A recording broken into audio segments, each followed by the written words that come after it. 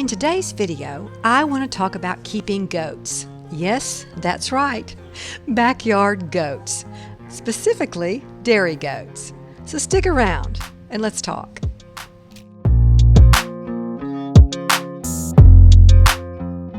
For many years, I wanted dairy goats.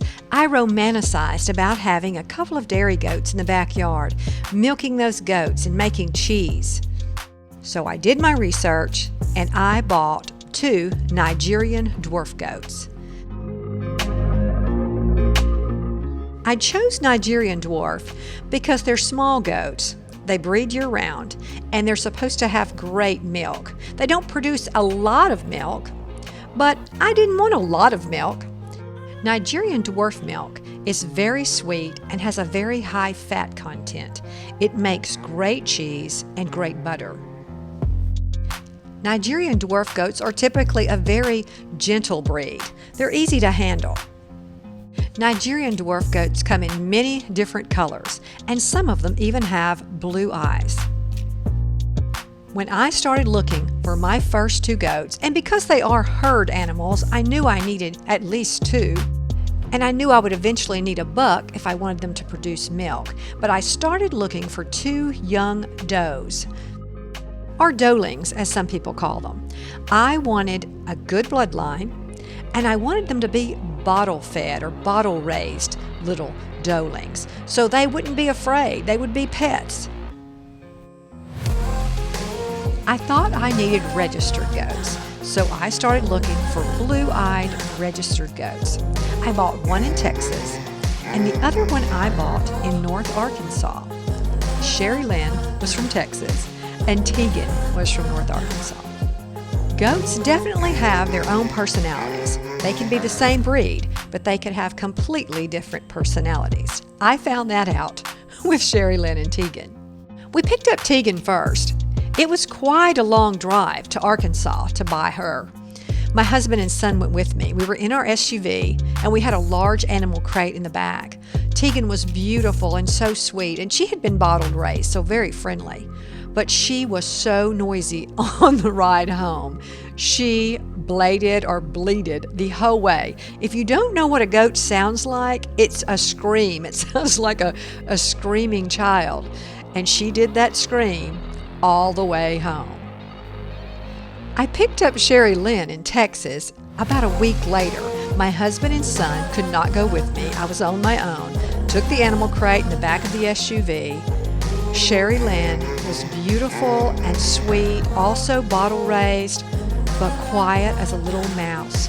When I put her in the back of the SUV and I started driving through Texas, headed home, I stopped several times to get out of the car and make sure she was okay and she was alive, because she never made a peep. She didn't bleat or blate or however you want to pronounce that noise that a goat makes, but she was the most quiet, sweet little goat, and she was a quiet, sweet goat her entire life. Goats definitely have personalities. I enjoyed my Nigerian dwarf goats so much. I kept Tegan and Sherry Lynn for many, many years, and of course bred them, and they had kids. Priscilla was one of Sherry Lynn's kids. I kept her even after Sherry Lynn passed away. I have gotten rid of all my goats now. Once Tegan and Sherry Lynn were gone, I was so sad. I actually grieved for those first 2 goats, that when I would go out and take care of the herd, even Priscilla, it would make me sad because I would remember Sherry Lynn and Tegan. The goats that were born here at my house, we didn't bottle raise. We let the mother goats take care of the babies. And so they were not as sweet and friendly as Tegan and Sherry Lynn. So I encourage you, if you do get some dairy goats, you will love them. There's nothing cuter than a baby goat. And you'll love having that goat milk and making cheese. But I will say, if you don't bottle feed those babies, they're not going to be as sweet and friendly as the one that are bottle raised. If you're watching this video, you're probably thinking about getting dairy goats. Well, let me tell you a few things that I learned while having goats, and this may help you make up your mind. Do your research and find out what breed is best for you. If you want a lot of milk, you might want to go with a Nubian or some other larger breed goat.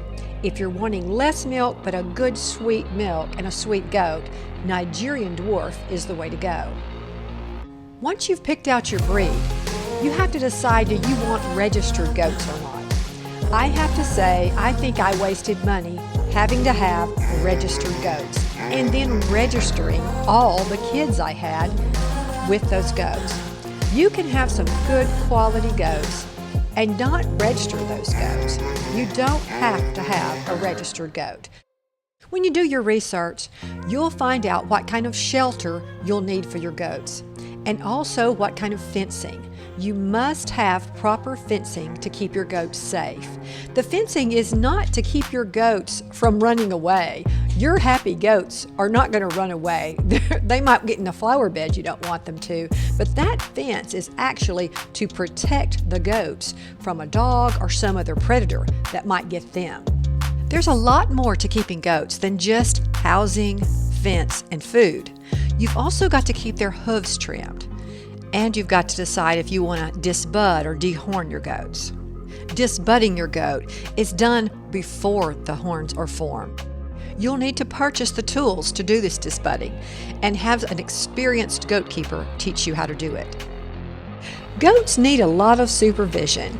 Don't get goats if you travel a lot, if you work and have a lot of travel for work, or you just like to take extended vacations.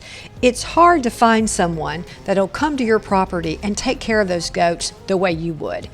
And you really just need to be there every day. You need to make sure a predator's not gotten into the goat pen, their water or their food has been turned over or it's empty. A goat really needs supervision. It's like having kids. So don't get goats if you're someone that is not going to be home a lot. When you start milking your goat, that dairy goat has to be milked every 12 hours. So 8 a.m. and 8 p.m., 9 a.m., 9 p.m., whatever works for you. But it is a commitment that you've got to keep milking that goat every 12 hours to keep that milk flowing. Now you can cheat a little bit. What I did was I kept the kids and the mom together in the barn at night. Usually there was at least 10 to 12 hours at night that the kids were with the mom, so they were still nursing. But during the day, I would separate the kids from the mom. So when I milked in the evening, that udder was full and I got lots of delicious milk. But if I did go out of town or missed a milking, I would just keep the kids with the mom so the kids would keep the milk flowing. I kept my dairy goats for over 10 years, and I loved it. I loved every minute of it. If you have a question about dairy goats, comment down below.